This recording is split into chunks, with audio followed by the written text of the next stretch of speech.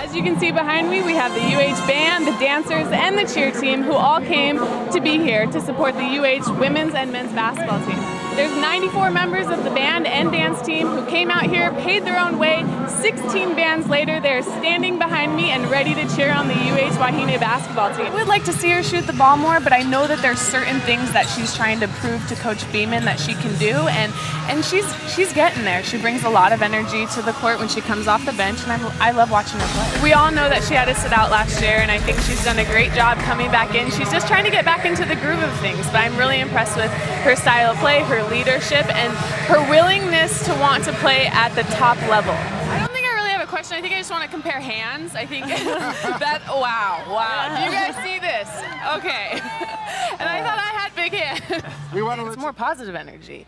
They come out here, and as we just interviewed Ashley, she showed us that she comes out, she takes advantage of these opportunities in playing these big-time teams, and she wants to win and do well.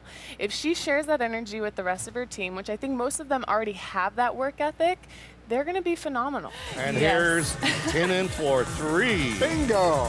That was my good one. I'm glad they put that one on there. Oh, we got to make you look good. But again, for you to be able to play in here, and some of the girls you know, some of them you don't. I don't, and it's a great opportunity to meet new people, people who played before I did, and also just to play in the Stan Sheriff again. That's always fun, and I missed that very much. So it was a great opportunity. I definitely enjoyed it. You still got game. A little. You may not have the wind, but you got the tired. shot. I know, half court would have been so much better, right? Yeah. They knew going into this that these games were going to be tough, but as a new team and a new coaching staff, I think that they've really come together. I'm impressed with the intensity that they brought the past couple of games, and I'm excited to see them play tonight. I like to win too, but you learn from your losses, right? See, there you go. And then there's Nani. Does she ever learn? Does she ever learn? She knows it all. She does. I don't know it all. I'm always learning. What will be the strategies applied? My biggest thing is I want to see that fire. I want to win this Big West tournament kind of fire from them, and I haven't seen that yet. So I expect them to come out with a little more energy, some more production off the bench, and they're key players to do what they're expected to do. You know, coming in halfway through the season, that can be tough, but how welcoming were the girls? I know this is tough. You're just barely walking off the court after this loss, but can you take a second to summarize this season for us? You know, Talk to us a little bit about your leadership. You know, you're a junior, but you've been here for a couple years, and there's not a lot of girls on this team who have that experience. So talk to us a little bit about that. This year I've stepped up as a leader, but a lot of people have How helpful was, you know, your preseason schedule? It was really tough, but how helpful was that now? Are you guys realizing how important it was to play those big teams? Did you feel like you were on fire tonight, being that you only have 2 more games left? I just had a sense of urgency. I think they're going to keep shooting the 3 too. Yeah, live with it, die with it, right? They are. I believe that they are. So I think we'll see some more 3-point shots. And I know a lot of people don't notice this, but if you are watching, watch the bench. There's a lot of energy coming from the bench. When I was playing, that was a big thing. I mean, if the energy comes from the bench, it carries on to the players that are playing in the game, on the court. So I like to see that energy. They just didn't come to play their A game. I mean, 2 halves they did not put together, and that's been the constant problem the whole season. Coach Beeman has said it numerous times. UH had 13 threes that they shot tonight, and they normally shoot maybe 5. So Fullerton was forcing them to do things that they're not used to doing, and I think they just felt out of their element. Oh yeah, she knows how to win games, she wants to win games, and she's gonna bring that energy to the rest of her teammates. And you know, just to mention, the veterans that are coming back might not be playing as many minutes as they did last year at this point in time, but they are key leaders on this team. Yeah, I'm not surprised in the sense that I thought they were going to do bad, but I am surprised when you look on the past years and you see how well they're doing today. Yeah, I think the biggest thing though is they need to look at this road trip 1 game at a time instead of, oh, we have 3 road games. Okay, let's take 1 game at a time, 1 win at a time, play a little better than tonight. 6 turnovers is good, let's continue that.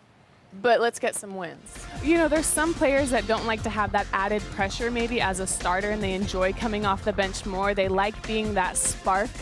And I really think that Shauna's good off the bench. I think she'd be a great starter as well, but if she feels comfortable coming off the bench, you know, let her come off the bench. Yeah. And I like how Coach Beeman comes in here and she tries to change that mindset for all the girls, because they should step on that court and they should want to win, whether they're playing a non-ranked team or the #1 ranked team. And I think against Cal State Northridge, she was very frustrated. She got frustrated a lot throughout the game. And you can tell when she gets frustrated, but tonight she said, bring on the double team. It's okay, bring it on, and I'm going to find the open man. So I think she did a great job. Yeah. Beeman comes into this as an assistant coach for USC, so she's used to playing Stanford. Sure. She's used to playing these kinds of teams. So it's the girls that need to get used to playing these kinds of teams, learning from them, and moving forward. Finding the open man, they're not forcing unnecessary passes, and they're making their shots. Last game showed us that they really are coming into their own finally. They're realizing what their roles are. I think Coach Beeman's finally finding that starting five and those bench players that can come off and bring a spark into the game. So Baylor is not much of a shooting team. So they definitely rely on Brittany Griner in the paint. So Hawaii's going to have to pack down, and they're going to have to. That's what Stanford did. They tripled team Griner, gave her a tough time, and it was hard for her to score. And that's what they're going to have to do tomorrow. They're going to have to find bodies.